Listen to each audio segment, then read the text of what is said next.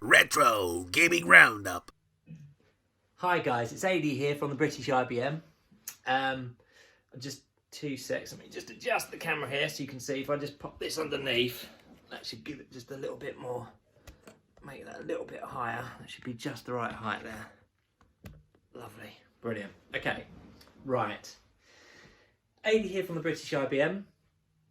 I'm here with Michael, UK Mike, some of you might know him as, from the Retro Gaming Roundup.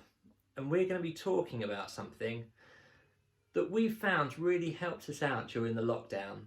I mean, before the lockdown, one of the things that Michael and I used to really enjoy doing together is just playing adventure games, having a little drink together.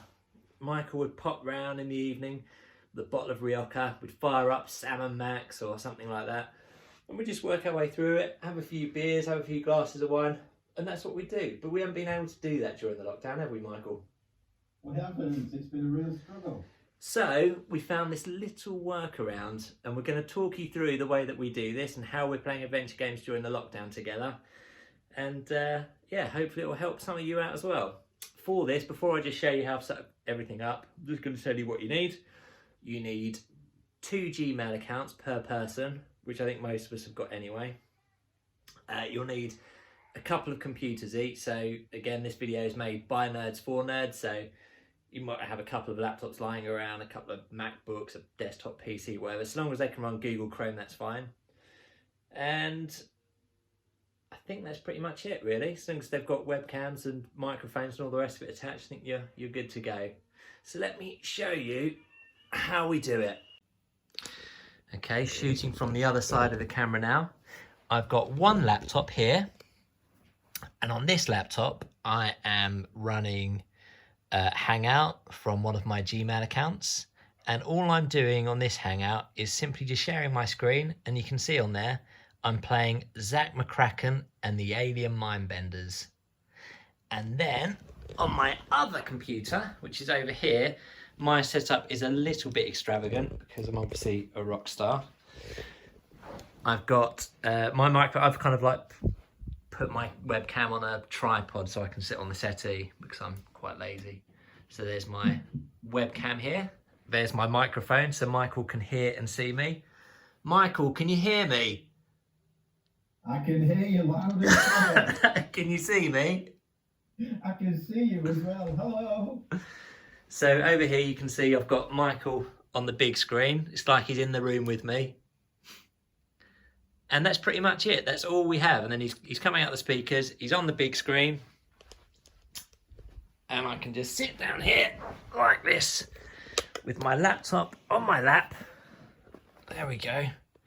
And as I move my mouse around, I'll give you an idea of what Michael might be seeing. So if you look over here, you can see the 4 accounts that we've got running. So we've got 2 Michaels. We've got the game, so I do that full screen. That's what Michael's seeing at his end on one of his laptops. That's the other screen that Michael'll see on his laptop, is me sitting on a settee. And then obviously on this one, I just want to see Michael's face. And there it is. And one other important thing that I didn't mention earlier, a cheeky beer. I'm drinking Brewdog tonight, and I've also got a bag of tortilla chips. So on this side here is my MacBook. That's the laptop I tend to use most of the time. It's a bit dark actually. Let's see if I can put, that might be better. So on this side here, I've got the MacBook, which is the laptop I use most of the time. And there you can see Adrian having a cheeky little sip of beer. And on this side of the desk, I've got my trusty old laptop that I've blown the dust off. And this is about 8 years old, this laptop, so you really can use just any old laptop that can use Google Chrome. You can see there at the top it's got the webcam and the microphone. And you can see the full screen, Zak McKracken. And over there is Adrian. Hello! So have you had a good week, Michael? I've had quite a good week. I'm still working most days as normal during this lockdown. I'm going into school every 3rd day. We're rotating the team, so there's only one of us on site at a time, keeping up the isolation, but still working. And then today I've been sat in the sun, as you can see. Stopped by the cops on the way to school yet? I haven't, but I do have a school badge that I bring home with me and wear anyway, so I can prove the legitimacy of my journey. Well, that's just great, Michael.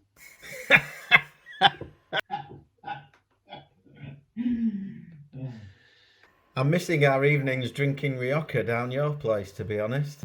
It's nice, isn't it? I think this is good. Obviously, it's better when you come round in person, but I think this is still good fun. So, what made you want to play Zak McKracken? Because you've not played this before, have you? I've not played this before. I do love a point-and-click adventure, and I've played quite a lot of them, but I've never actually played this one. This is a very, very early LucasArts one, so I think this is. I've played it through once before, but the issue with this one is it does actually have dead ends. So when Ron Gilbert did Monkey Island, he did away with death scenes and dead ends and all the rest of it. And this is one, I think, where you could still actually, there were circumstances under which you could die or hit a dead end in the game. It's also a little bit clunky how you do things. So a lot of the things that they kind of did, the kind of things that they did to make it easier, they've kind of don't have in this game. So it's not streamlined yet in the way that if I hover over something like, I don't know, that drawer, I actually have to click the drawer for it to appear. So if you see that, if I click on the rug there, and then if I hover over the drawer, it's not telling me that's a drawer. Whereas in something like Monkey Island, you'd see that was the drawer. And you'd also goes one step further, and one of these keywords would normally highlight as well. So to save you time opening that drawer, if I hovered over there, open would highlight, and then I could right click it. So I actually have to click open, then I have to go to the drawer, and then click the drawer, and that's created the sentence, and then I have to click again for him to actually do the action. So a little bit clunky. That is a bit clunky.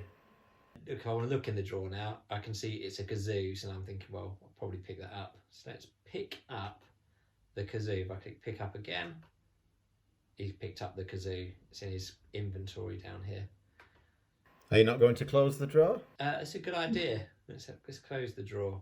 So if I click close, and then I click the drawer, he closes the drawer. Ta-da! Is that something underneath the drawer? Oh, I think you're right. I think it is. Let's have a look here.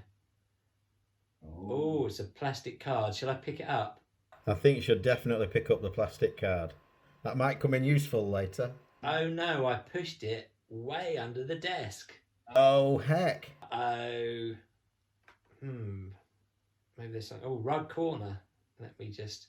So there's a little bit of, they call it pixel searching or pixel finding, that thing where you have to like just move the cursor around looking for things. Yeah. Whereas this is kind of one step further, where you have to actually have to click on everything to see what it is. So you can see that's a rug corner. So let's see if we can lift that up. Pick up rug corner. Oh, that looks like a loose floorboard to me. Let's pull the loose boards. They're not that loose. I'll need some help. Make a mental note of that, Michael. I will.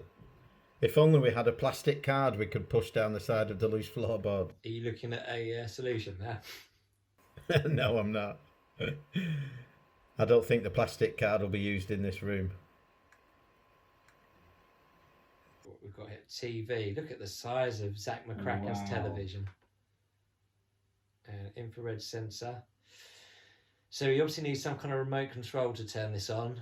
Where would you leave a remote control in your house if you were as messy as Zak McKracken? If I was good old Zak McKracken, I'd leave it on the arm of the sofa.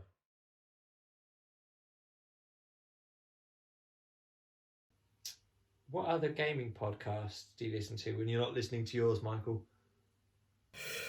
To be honest, I don't listen to many because ours is so long. By the time I finish recording it and editing it, I'm kind of sick of retro gaming podcasts. But I do listen to Tenpence Arcade every time they put out an episode every couple of weeks.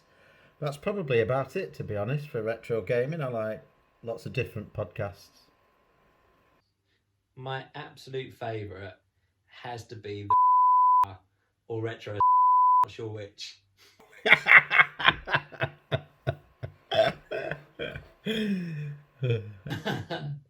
I'll cut that. Let's go and see old matey boy down the phone company. Let's get that phone bill paid. I'm pretty sure that's the main objective of the game. Yeah, I think he's the final boss, isn't he? What's it? No, looks good to me. Look at that. He checks, even if there's nothing on, nothing open, nothing on. Zak checks. How conscientious is Zak McKracken?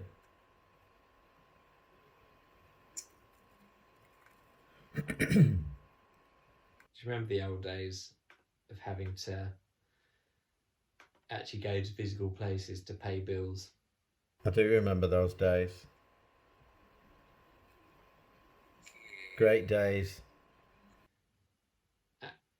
Not application. Give phone bill to representative. You owe $1,138. You calling Mars or something? Cash card, please. Here we go. Here it goes. Next time, be more prompt in your payment. Cha-ching! And I think that's it. I think we've completed Zak McKracken. Brilliant. I hope you enjoyed that full walkthrough of Zak McKracken and the Alien Mindbenders.